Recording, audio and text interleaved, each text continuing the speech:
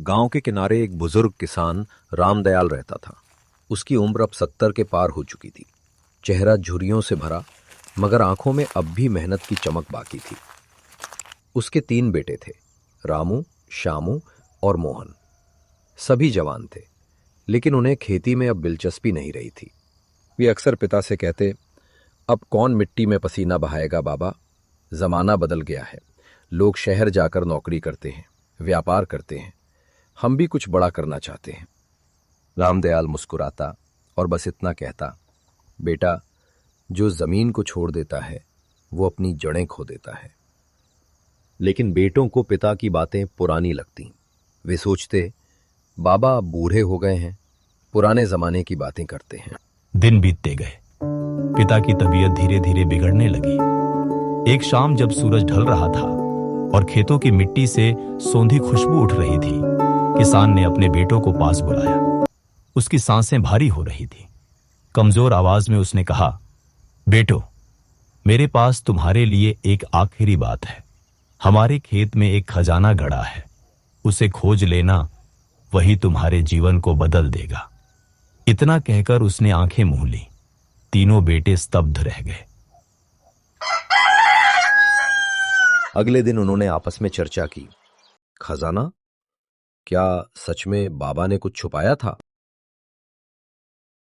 तीनों ने तय किया कि वे खेत की जमीन को पूरी तरह खोद डालेंगे। सुबह से लेकर शाम तक वे मिट्टी में फावड़े चलाते रहे। पूरे खेत को उलट पुलट दिया। जमीन का कोई कोना ऐसा नहीं छोड़ा जहां उन्होंने खुदाई ना की हो। लेकिन उन्हें कोई खजाना नहीं मिला, न सोना, न चांदी, न गहने। थके हारे वे घर लौटे। मोहन बोला, बाबा ने तो हमें धोखा दिया। शामू ने कहा, नहीं, शायद हमने ठीक से नहीं खोजा। रामू ने कहा, छोड़ो, अब सब मिट्टी ही बची है, क्या फायदा। लेकिन कुछ हफ्तों बाद जब बारिश आई तो कमाल हो गया। खेत की मिट्टी पहले से कहीं ज्यादा उपजाऊ हो गई। उस साल फसल इतनी भरपूर हुई कि पूरे गांव में चर्चा होने लगी। तीनों बेटों ने पहले कभी इतनी अच्छी फसल नहीं देखी थी। गांव के बुजुर्ग बोले, रामदयाल सच्चे किसान थे। उन्होंने जाते जाते अपने बेटों को सबसे बड़ा खजाना दे दिया, मेहनत का मूल्य।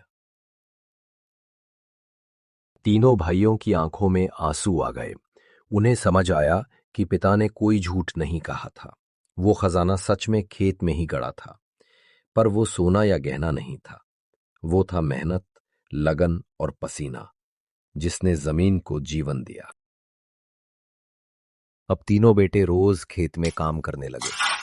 उन्होंने समझ लिया कि मिट्टी में सोना नहीं, लेकिन सोना पैदा करने की ताकत जरूर होती है।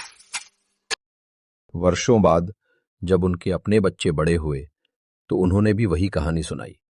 हमारे बाबा ने कहा था, मेहनत ही असली खजाना है।